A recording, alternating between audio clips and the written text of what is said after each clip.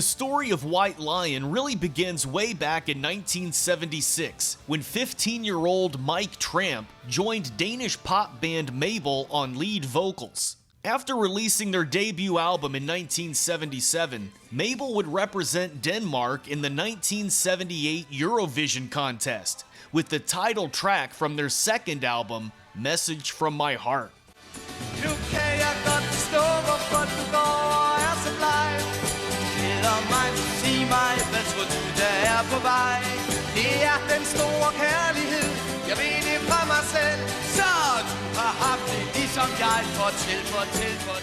They'd gain even more notoriety in their home country from the appearance, but would only come in 16th place in the contest.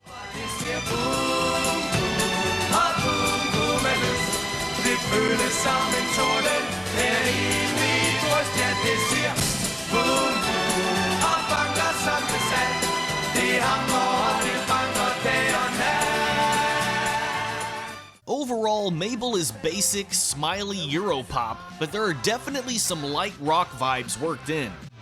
If you wonder why my image outside my plans are made, I tell you this, it's part of the game. I'm only here to rock and roll for you. You're only there to see me do my thing all night long. They'd record a couple more albums after that, which go in more of a bland disco direction, and they'd also release a single in France all about skateboarding. Rock and roll on wheels, body ridden, we're real. When you're moving, then you're grooving on your skateboard. Ooh, the feeling's good on my skateboard. Skateboard rider, flying on my wheels and feeling so proud. Skateboard rider, when I'm on my board, I'm a king. The ridiculous lyrics are part of the appeal, but I have to admit, this track is actually pretty damn catchy. Skateboard rider, when I'm on my way, on my way.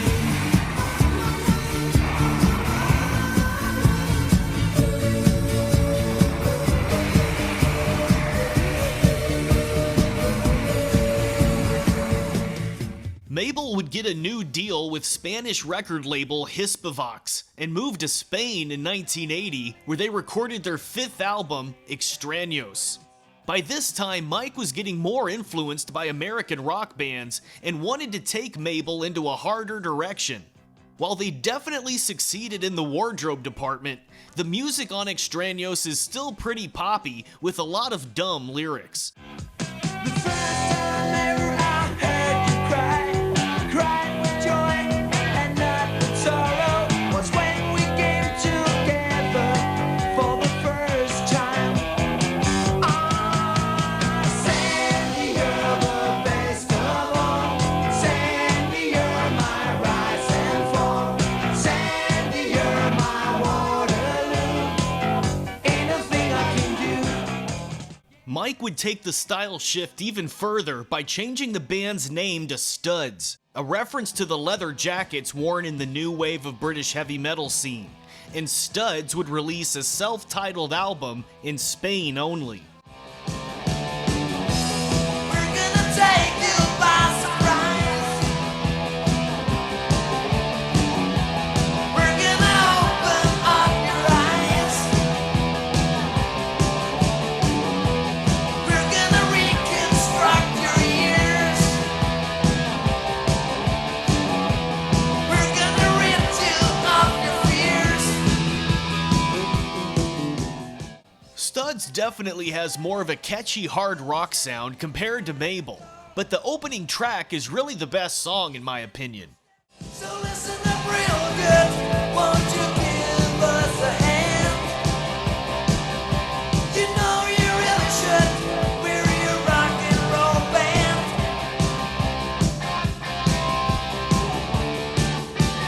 We will rock you tonight. We will rock you tonight. We will rock you tonight.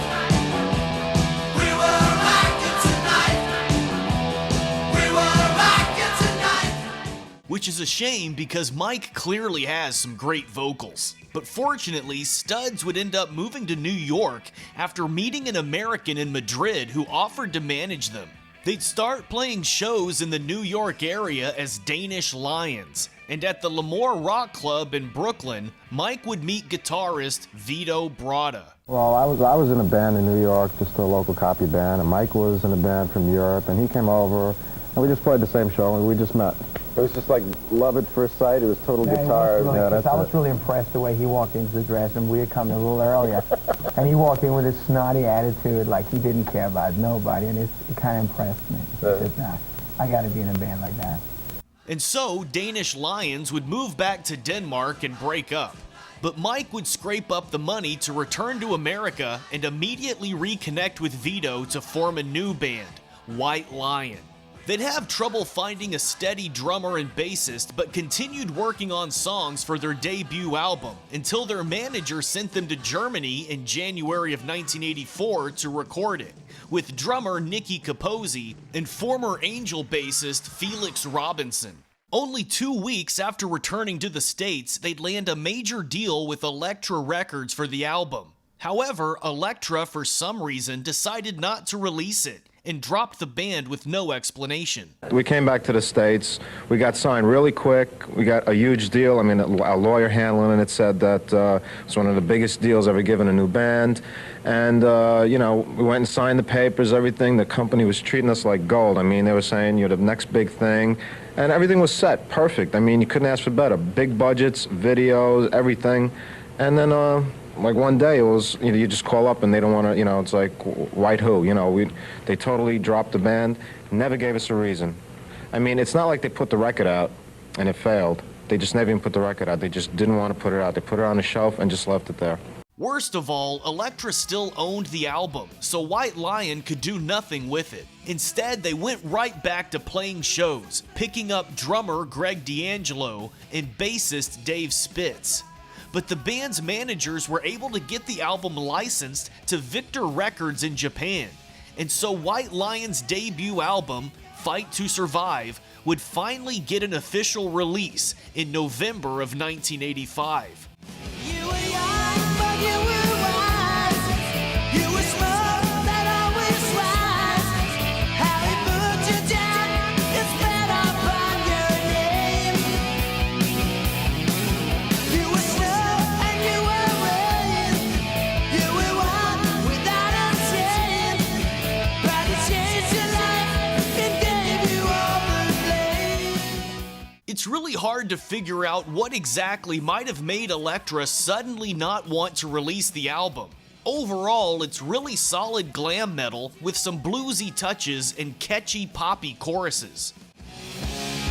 For their freedom, for their rights. Cherokee, proud and free, you ride into the sky, where your spirit lives forever. Cherokee, proud and free. And the guitar playing is very good on here as well, although allegedly Vito didn't get to play to his full potential. When we got to the studio, they told me, we need to get the bass and drum tracks down and they have to follow somebody, so play the guitar so that the bass and drummer can follow you. Then we'll go in later and we'll replace all the guitar parts. So I did that. And then they said, okay, we're gonna do the vocals, and then at the end we'll come in and redo all the guitar. Oh, wouldn't you know, at the end it's like, guys, we took a little more time on the vocals, so we don't have time to redo the guitar. I was like, you mean my first album is a guide track?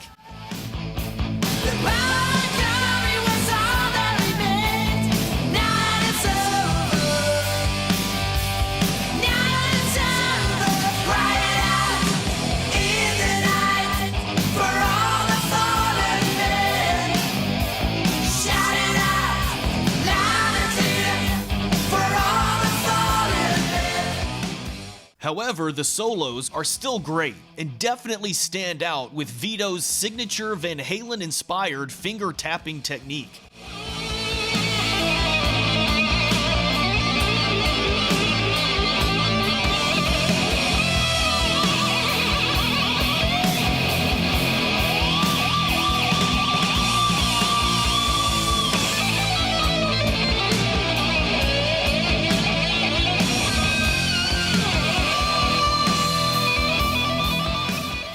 So the guitar work is still a highlight throughout the album, but interestingly, there are also a handful of tracks on Fight to Survive that have a slower, steamier vibe with more of a bass focus. When you live toward the city, am I invented there? As you walk through the streets, the people look in the sky. And there are parts of the city where a hunt begins. But even these slower tempo tracks work really well and have a lot of power to the choruses.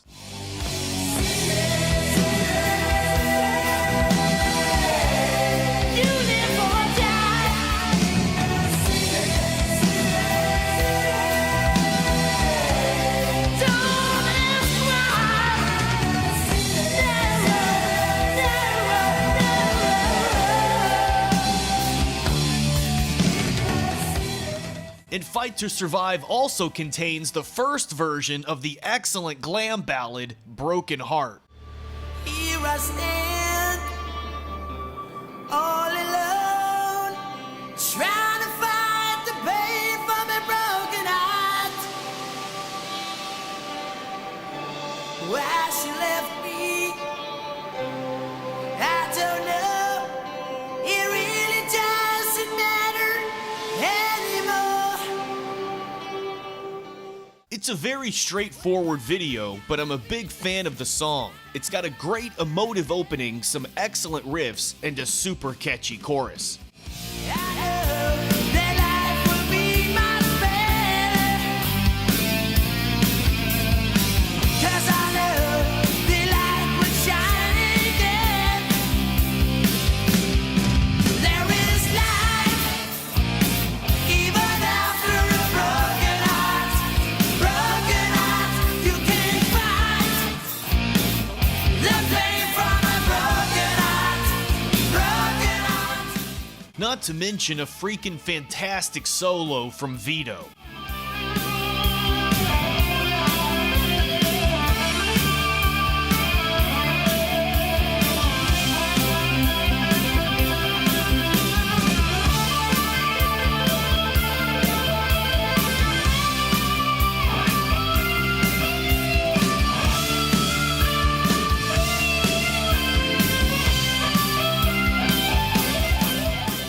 By the time Fight to Survive came out in Japan, the group had brought on new bassist James LoMenzo, and the album quickly became a sought-after import in the States.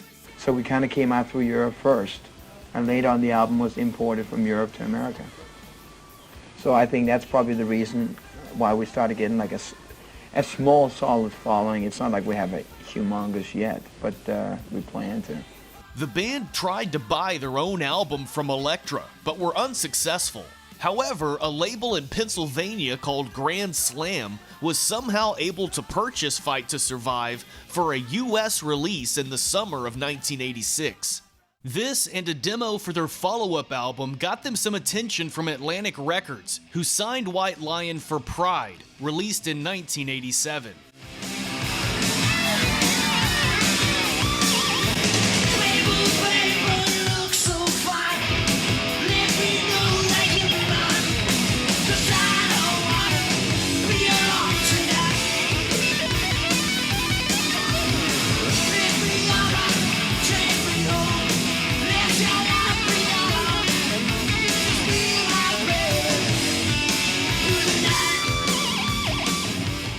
Produced by Michael Wagner, Pride is definitely a major step up in production, and Vito's guitar has way more of a presence throughout the songs.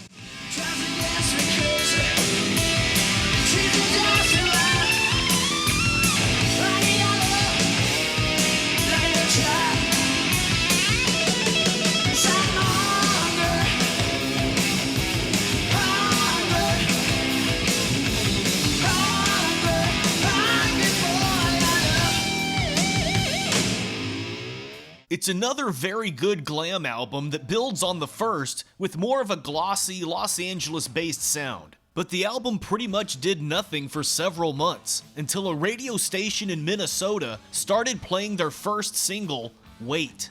If we wait, show you loving like it was before.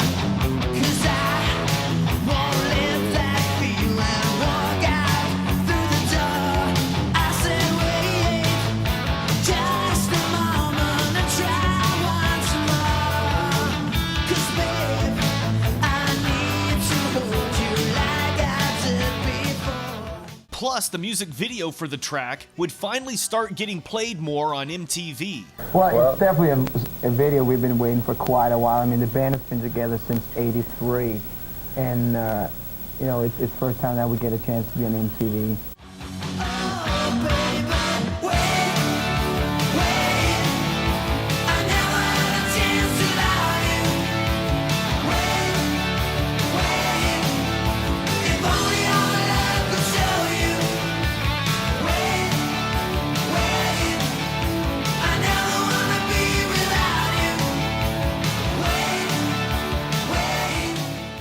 And so, 8 months after Pride's release, the band's first single would finally break the top 10, reaching number 8 on the Billboard Hot 100.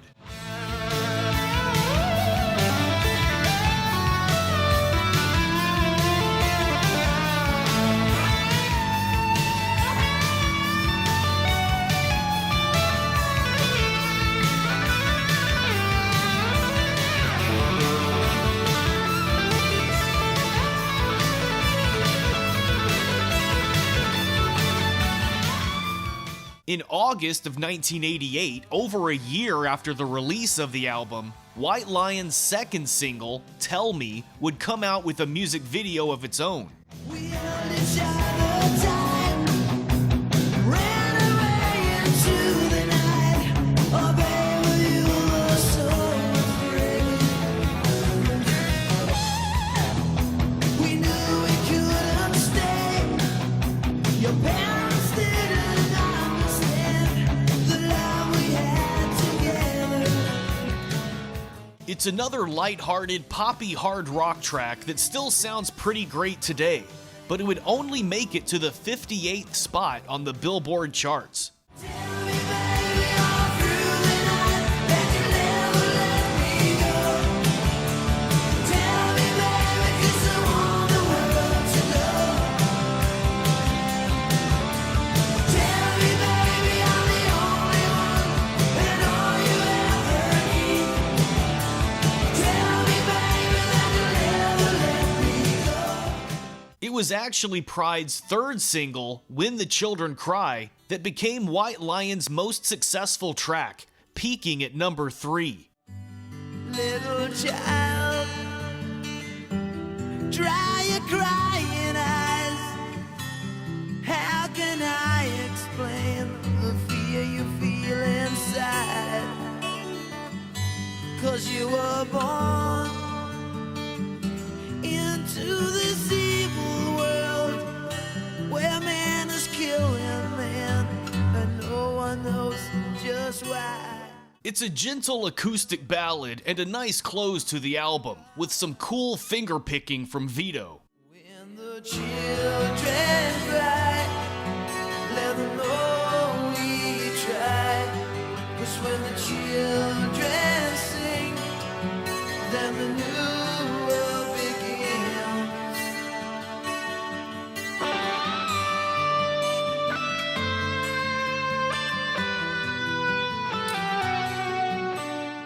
White Lion definitely became more well-known after Pride, although their lighter, poppier heavy metal style was still somewhat polarizing. When you call yourself a heavy metal band, a lot of people might not like it, and you know, to some people you're heavy metal, to some people you're not.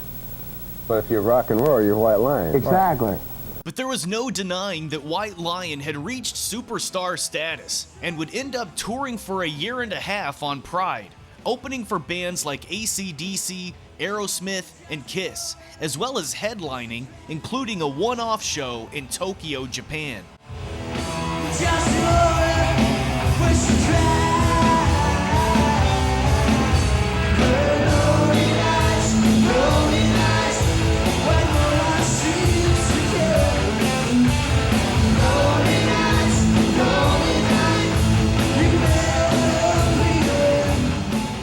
It was an honor for us to come here to Japan and do a show for, you know, a place where our album was released the first time, of course, anywhere in the world. Everything started for this New York quartet right here in Tokyo with a record company and everything. So coming back was pretty much like a payback, like a saying thank you very much for giving us a chance and starting everything for us, getting the snowball rolling. White Lion would go right back into the studio for their third album, Big Game, released in 1989.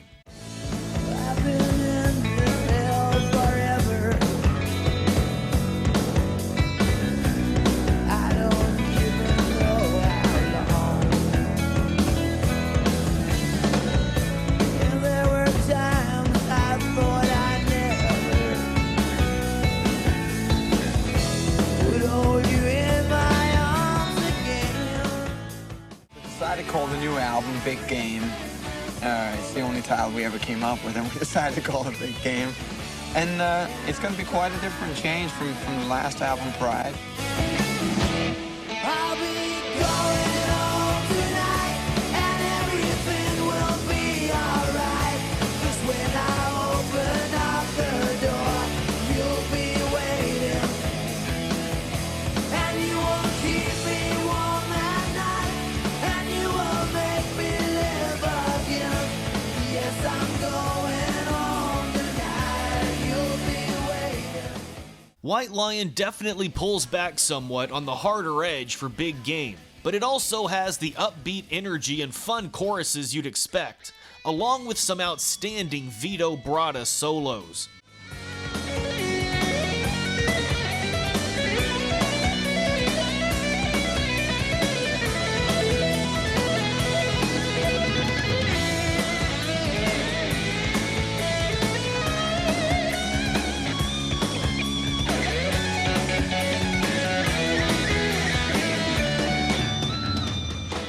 But at the time, the lighter direction seemed to be what people were commenting on the most, and Vito quickly got tired of hearing about it. But I'm really getting sick and tired of people, you know, here. It seems like it's only in England where everybody's saying that Calm the down, album's, man. Calm down. Easy. Take it easy, man. Well, I the gotta sing album's his edit lighter. before. You know, the album's lighter and everything. You know, it's like, Do you think that's because the album's kind of like a very eclectic combination of different no, styles? it's because the album is lighter. But so what? We know it's a lighter album. We did it as a lighter album. You don't have to tell me this album's not as heavy as the first two. We know that. We wrote the music. I should know whether it's heavy or light, and it is light. But what it is it's album number 3 of White Lion. So when you wake up in the morning, you know, you go out and you buy White Lion record, say, oh, this is light. It doesn't mean you threw the other two away in the garbage because this is the new one. And right now, Big Game is, yeah, it's a lighter album. Like I said, big deal. It's just a choice. If you want to hear heavy White Lion, you put on the first record. There is some variety on here though, like the very Van Halen track, Let's Get Crazy, some blues like Dirty Woman, and of course some glammy pop like the album's first single, Little Fighter. You were one of a kind. One who never give in. Even when they burn a prize on your head. Has anyone heard the tales you tell? I see the scars you wear. Did anyone speak up when you fell? Does anybody care? As you could probably guess by the White House on the cover, there are some socio-political lyrics on some songs, including this one, about the Greenpeace ship Rainbow Warrior, which had been blown up by French terrorists in 1985. Without a weapon in your hand, you came to fight a war. They took your life, but didn't know that you would never die. Rise again, little fighter, and let the world know the reason why. Shine again, little fighter, and don't let out the things you do. And another single from the album, Cry for Freedom, focuses on racial oppression in South Africa. And voices will be heard all around the world. So stand up and cry for freedom.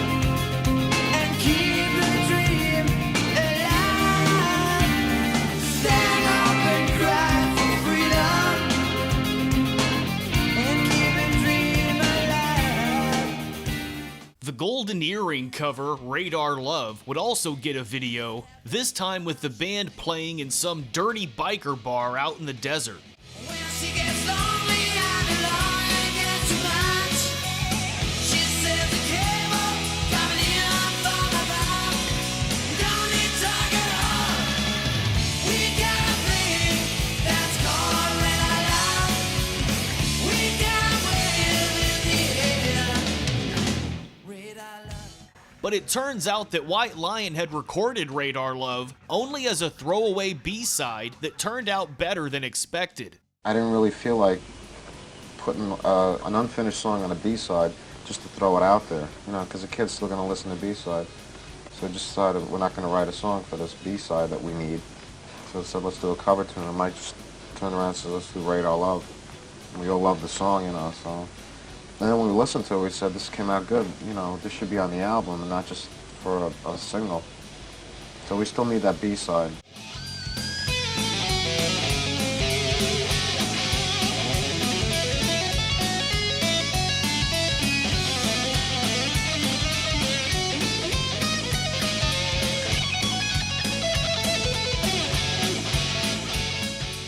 Overall, Big Game isn't bad, but I'd also say it's easily my least favorite of the official 4 White Lion albums. It still did fairly well though, eventually going gold in the US, but there was enough of a negative reception to the lighter sound to make Vito and Mike take notice. Coming off the Big Game tour and sort of, you know, mixed emotions and mixed feelings about that album and the whole thing. Yeah, sometimes a band, you don't know where you are. And you don't know how the kids perceive you. You know, I'm not sitting in somewhere in a house when kids are playing a record. I don't know how they perceive the band. So we kind of saw reactions to the last record in press, word of mouth, you know, magazine, articles, reviews, and everything. And we finally just realized to each other, like, hey, you know, we thought, you know, kids were into us for a certain thing. That's not what they're into us for. They're into us for the same things that we're into. So why don't we just, like, do what we do? Because that's what the kids seem to like. And it's like, make sure that the album really have a balance. For example, with Big Game, there was too much of one thing. It's that we don't regret any of the songs, and we will never ever say that they were bad songs. They just shouldn't have been on the same record. So they'd spend a year writing and recording their 4th album, Main Attraction, released in 1991. Let me take you to a place where everybody knows your face. There's no king and there's no queen, and everything is like a dream. I think Main Attraction is great, and definitely takes a harder, more versatile approach than Big Game, starting off with the 8-minute epic, Lights and Thunder. There'll be lights and thunder. There'll be a time to wonder. There will be no crying. There'll be lights and thunder. There'll be a time to wonder. There will be no crying. There will be no lying. There will be no dying. As you're writing songs, you come up with like different parts, you know, different ideas, and you put them all together, and then when you go into the studio, you start cutting. It's like, yeah, you got 10 minutes worth of parts stuck together. Let's start cutting it and making it into a song. Some of the songs this time we were like, no, let's leave all those pieces next to each other. Like a few of the songs you've heard, like Lights and Thunder, there'd be parts right in the middle of the song that a whole completely different song, but it's like, what the hell? Why do we have to worry about an 8.5-minute song? You know, like, well, what's it going to be, a single? Who cares?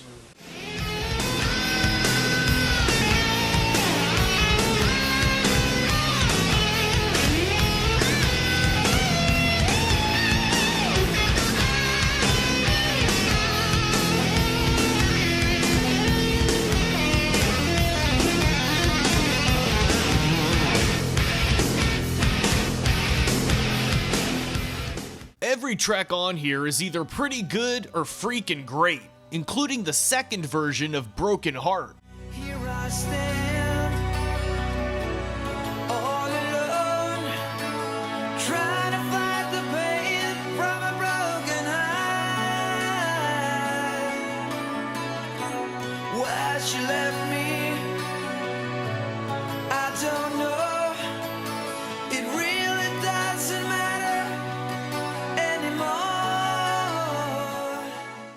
This one starts off with Mike waking up to find out that some girl dumped him, and then getting 7 years bad luck. But it's okay because the rest of the video just shows Mike with all the female White Lion fans. So the lyrics really could be, there are groupies after a broken heart.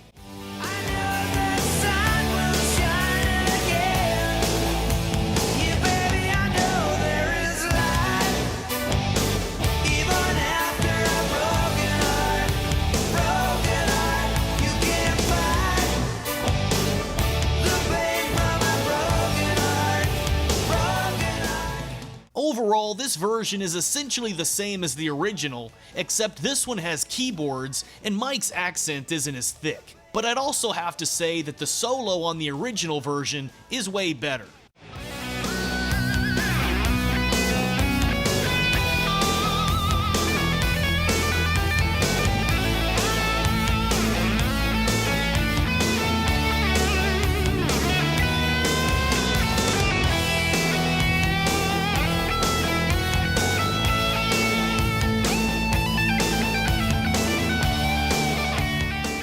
And with a concerted effort to make this album heavier and more balanced than their last one, White Lion brought on Richie Zito to produce. It was time for a change of pace, you know, production-wise.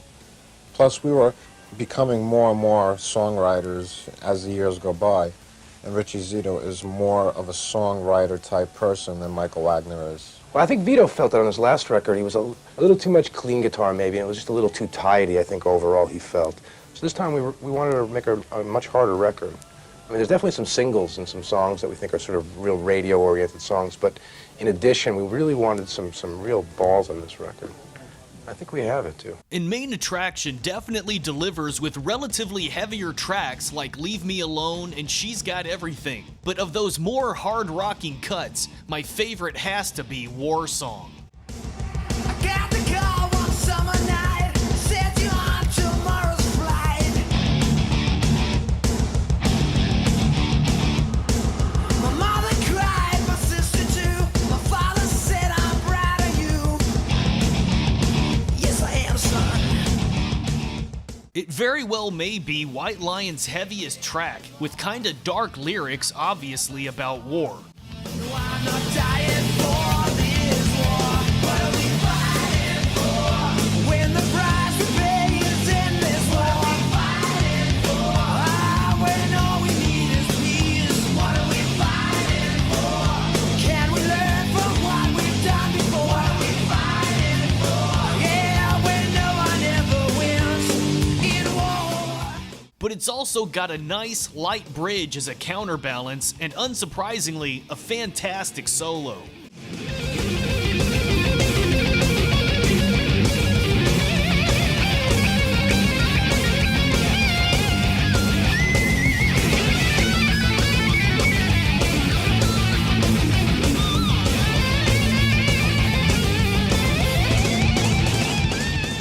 But White Lion also has their softer side, of course, and there are some really great lighter tracks on here too, like Till Death Do Us Part. But my absolute favorite of these is easily It's Over. There's a little note beside this empty bed.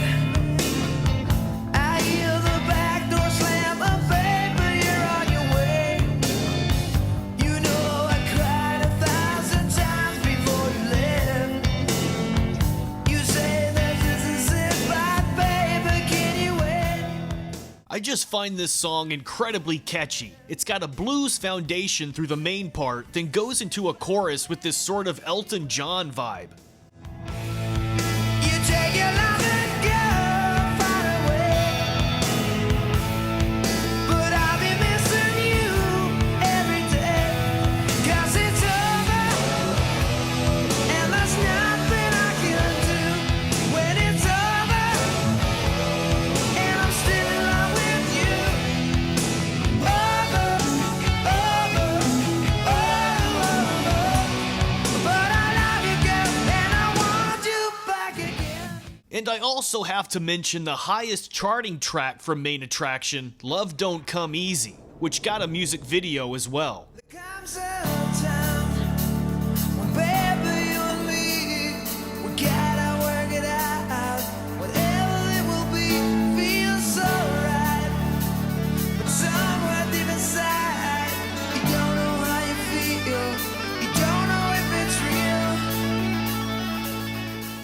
And it is a weird one.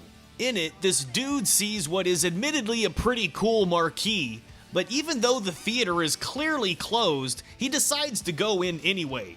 Inside, he starts watching clips of women diving and gets so mesmerized by it that he decides to climb up to the top of the screen, undress, and dive in himself. Do you want it? Do you need it? 'Cause life don't come easy. Do you want it? Do you need it? 'Cause life don't come easy. Do you want it? Do you need it? I'm not sure if it's some kind of allegory about taking a leap or what, but it is a pretty cool track. Don't come easy. Tell me, baby, do you want it? Do you need it? 'Cause life don't come easy. Despite being a solid album with a lot of variety, including Blue Monday, White Lion's only instrumental, main attraction was overshadowed by the growing grunge scene. Greg and James would leave the group following a 1991 tour of Europe, citing creative differences, and would be replaced by drummer Jimmy DeGrasso and bassist Tommy T-Bone Caradonna. However, the new lineup didn't last long, and in September of 1991, White Lion would have their final show in Boston. This guy here, I've been together with since 1983, and he's the best friend any guy could ask for. And Vito, I love you.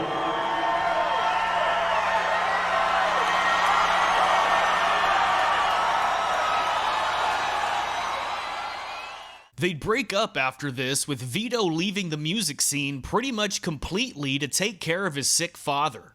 Then in 1997, he'd suffer a hand injury that greatly impacted his guitar playing. Mike Tramp, meanwhile, formed a band called Freaks of Nature in 1993, a much heavier and rougher alt-rock band that put out 3 albums. I'm just a freak of nature, singing an old song. Do you know that? I'm just a freak of nature, using my wisdom, living for freedom. But after they broke up in 1998, Mike would start a solo career and release 4 albums through 2004. In 1999, he also released an album titled Remembering White Lion, featuring re-recorded White Lion tracks with all new musicians. And he also tried to set up a White Lion tour with Jimmy DeGrasso, James LoMenzo, and surprisingly, Warren DeMartini from Rat. But Vito filed a lawsuit claiming partial ownership of the name, and the tour never happened. Due to these legal issues, the Remembering White Lion album was re-released as Last Roar under the name Tramp's White Lion. And Mike would continue to tour as Tramp's White Lion, even releasing a double live album in 2005 called Rocking the USA. Vito would stay out of the public eye until 2007, when he appeared on the Eddie Trunk Show to explain where he'd been and whether or not he'd ever get back together with Mike Tramp. As far as working with Mike Tramp again and doing the White Lion thing, I've never said no to anything. I've said no for certain reasons. Things have happened in my life where I've had to say no to people, to say, listen, I just can't do this right now. And the problem is that I have to keep watching, Mike do these Tramp's White Lion and all that stuff, and I've always wished the guy luck. But the more he does these things, the more it makes me not want to, be a part of anything. But I'm not going to sit here and tell anybody I'm not going to do the White Lion thing ever again. I'm not going to say no, it'll never happen. I would love for it to happen today, to be honest with you. I just don't think it can happen today. To make matters worse, Mike would release an album of new material under the White Lion name in 2008 called Return of the Pride. If you could fly like a bird in the sky, hide in the clouds from the people below. If you could fly anywhere that you wanted, tell me where would you go? This one features Jamie Law on guitar, Klaus Langeskov on bass, Troy Patrick Farrell on drums, and Henning Vonner on keyboards. And unfortunately, it sounds very little like classic White Lion.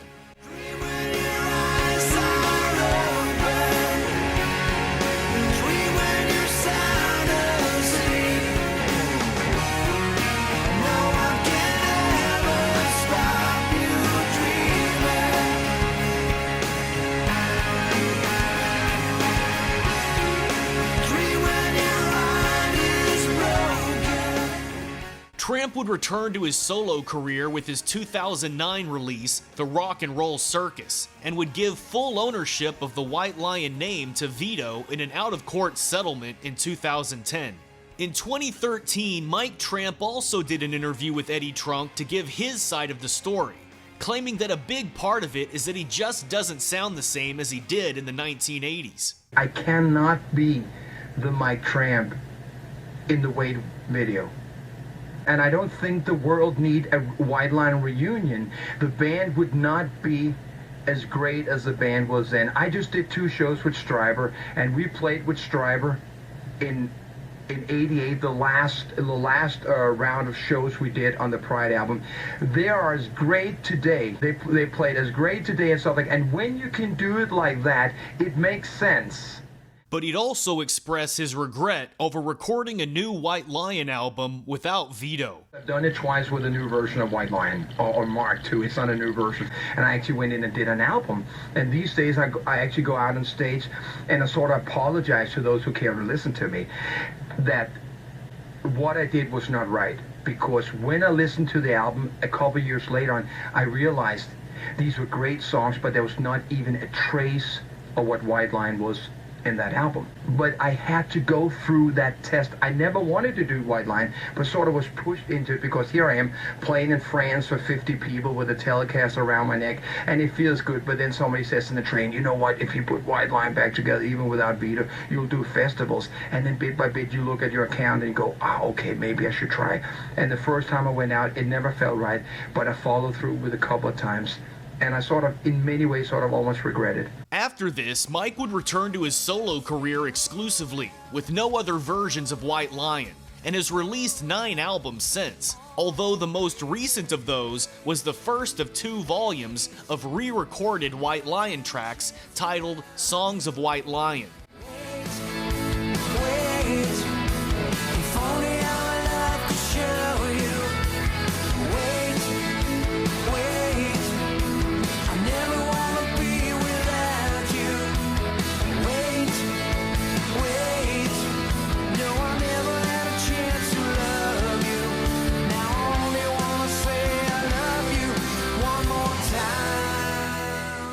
On one hand, I can understand Mike wanting to play those more recognized songs and in a key that he can sing in more comfortably. But it's really unfortunate that he and Vito seemingly haven't been able to reconnect in some way musically. And it feels like collaborating on rearranged versions of their classic tracks would have been a great place to do it. Especially with Vito reporting that he'd made tons of progress in rehabilitating his hand. People tell me all the time how good I was, but it was never about that. I just loved to play guitar, and for most of my life, I've never been able to put it down. Things were different after my injury, but within the last year, I've relearned all my White Lion solos, which was fucking tough. And I went from only being able to play for a few minutes at a time with extreme pain, to being able to play for 2 or 3 hours straight. Perhaps something will happen in the future, but for now, that is White Lion. For your homework, be sure to check out Fight to Survive from 1985 and Pride from 1987. I'll also put Big Game from 1989 on here since it is still worth a listen, and of course, what I consider to be White Lion's best release, Main Attraction from 1991. And of course, thank you to each and every one of my Patreon supporters for helping to select this month's band. If you enjoyed this video and want to support the channel and take part in voting for future bands to cover, feel free to check out the Metal School Patreon page.